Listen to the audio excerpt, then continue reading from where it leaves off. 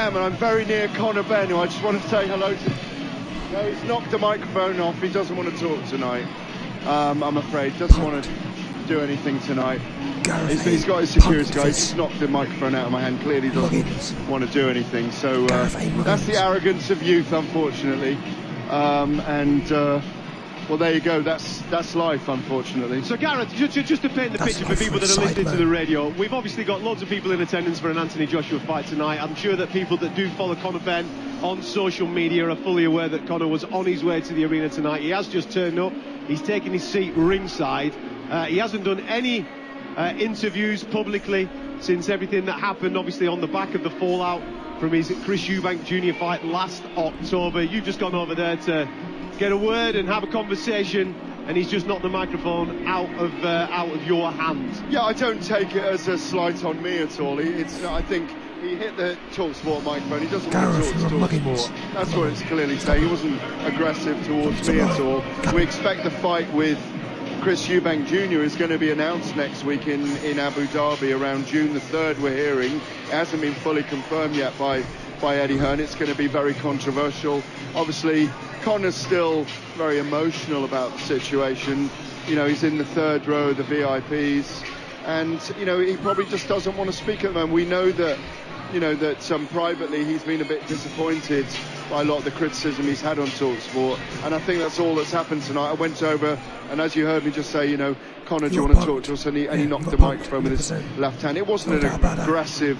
It wasn't. I wasn't ducking a left hook or anything. He just slapped the microphone bulb, if you like, with TalkSport on it, as if to say, I don't really want to do this. I'm not interested right now. What's good, family? It's your man, the YB, back once again with no voice. Not even a little bit of a voice. Anywho, big shout out to my doggy for coming through and boosting up the coin. Daniel Morite, no doubt about 100%. Salute, General. So, this whole situation, listen. Gareth A. Muggins, yeah. I don't even care about it. You man know me. I've been said, Conor Benn, I'm not sure what's going on with him. Couldn't care less, truth be known. However, I mean, I was one of the few people saying Conor should have fought Eubank that night. Yeah? End of the day, it was trace amounts, allegedly. And end of the day, I don't really care either way, truth be known. Yeah? Eubank was the bigger fighter. Conor Benn's a 147-pounder. If Conor Benn has a little juice, that in my mind makes it more equal. So anyway, I don't really care about Conor Benn. Yeah, don't get me wrong. I'm the first one to jump on bandwagon. Yeah? Listen, if there's ever an opportunity to jump on someone's Muggins bandwagon, I'm going to be the first one on it. Giddy up, giddy up, giddy up. Yeah, all the jokes will be flowing. Conor Benn, Conor Hen. Yeah, Conor Hen with the eggs, 100%. Anyway, listen. The main point of this for me isn't nothing to do with Conor Benn. Yeah? It's to do with Tyson Fury. And I'm sure there's a whole bunch of Fury Man fans out there about to suck him off. But listen, TalkSport are biased. Yeah? TalkSport, and listen again, I don't care for any of these, man. Eddie Hearn, Conor Benn. The point is, be consistent. The one thing about this channel is, we're consistent. Yeah, if you're whack, you know what I'm saying? If you're whack, you're whack. And you'll be told you're whack. These guys, these TalkSport clowns, they ride Tyson Fury, they ride all that kind of Frank Warren shtick. They mug Joe Joyce off, essentially. And then, at the same time, they want to be all hard and all edgy with Eddie Hearn and Conor Benn. Be consistent. Yeah? Simon Jordan, if you're Mr. Edge, then be Mr. Edge.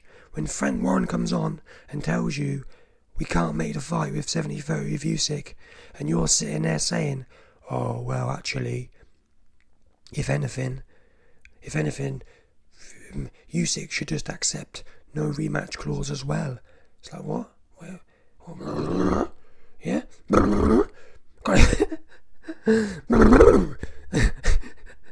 This voice not even once. Listen. Tyson Fury. He doc Usyk. Talk sport quiet. Yeah? Eddie Hearn does some stuff no one cares about. And you got Simon Jordan, another clown, doing hour-long videos talking about Eddie Hearn. It's weird. I think Simon Jordan, I guarantee you, Simon Jordan goes home to his wife and thinks about Eddie Hearn. That's the bottom line. Eddie, he's like, oh, Eddie, Conor. That's what it is. Simon Jordan has a proper hard-on for Conor Benn and Eddie Hearn. And like I said, I don't care. But for me, what Tyson Fury's done in ducking Usyk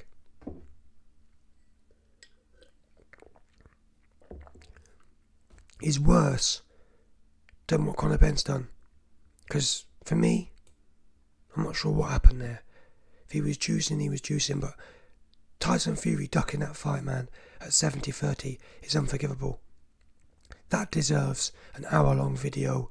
You brought Eddie Hearn in for an hour. Where is the hour-long Frank Warren video explaining why Fury has cacked his pants? That's what the people want to see. The people, listen Simon Jordan, listen TalkSport, listen Gareth A. Muggins V's, yeah? People don't care no more. Conor Benn, that's 6 months old, literally. April, March, February, January, December. It's like 7 months old, and you're still going on about it. Meanwhile, Mr. Tyson Scary fights Derek Chisora 4 times, and then spends 4 months faffing about with fake negotiations, only for it to flop. And I haven't heard a peep. Yeah, Usyk's been out here dragging Fury, haven't heard a peep from TalkSport. Zipped it. I don't rate that. Yeah? So Gareth A. Davies, you got end of the day, Conor Benn punked you. You got punked. Suck it up. You're a Muggins. You're a media Muggins, and that's it. People treat you how they perceive you, and unfortunately, I mean, look at Simon Jordan. Simon Jordan. He give it all this one. Eddie Hearn said, "Listen, let's spar." I rate that. I'm sorry, I rate that. Obviously, listen. If Simon Jordan has critiques for other boxers, and the boxers want to fight him, I get that. But Eddie Hearn, he's a nobody. He can't. He's a silver spoon. Simon Jordan's supposed to be. I used to run a football hooligan club. Do you know what I mean? You're trying to give it all the edge. If you're that edgy, why, when Silver Spoon called you out and said, "Listen, Simon, you run your mouth too much. Me and you, let's run it for charity." And Simon Jordan's back end dropped out. Oh, why have we got to get physical? That's a sign of someone who's never had a confrontation in their life. Too much talking. And I'm not saying I'm a big gangster. What I do know for sure is, anyone on my level who want to squabble, we can squabble. I ain't going to sit here and lie to you. I've critiqued Dillian White. Well, don't get me wrong. If someone paid me $1 million to fight Dillian White, I'd do it. But in terms of getting beat up, I'm not going to do it for free. I'm not stupid. But at the end of the day, Simon Jordan and Eddie Hearn, they're the same level. But Simon Jordan's back end fell out. Instead of fighting Eddie, he stayed thinking about him with his wife. Eddie. Oh, Hearn. Conor Hen. That's your man, Simon Jordan. And this guy here, Gareth A. Davies, you know he stayed in the closet peeping out. I rate you. Bet you anything. And Simon Jordan's with his missus. This Don here is posted up in the cupboard peeping out whilst, they've probably got the Eddie Hearn interview on the TV.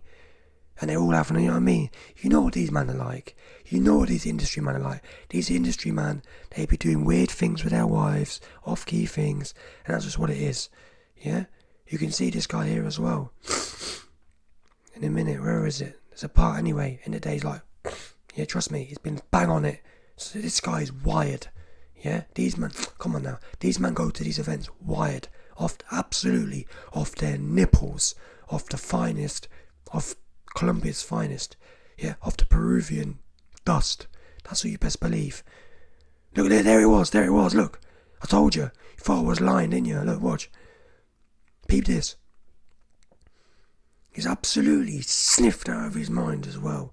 Yeah, that's why you notice, like, when Conor slapped it, he kind of shrugged it off. Do you know why he shrugged it off? Because he's sniffed out of his Nelly. Yeah, when you're sniffed off your chops, you look at him smiling as well. Come on now, you just got punked and you're smiling. You best believe, 10 minutes from now, he weren't looking like this. He was back to the toilet, having the jump. But that's what 100% happened. I know that for a fact. Anyway, let me know your thoughts. Smash the like button, subscribe, and let off the bell. 100% confirm, no doubt about it.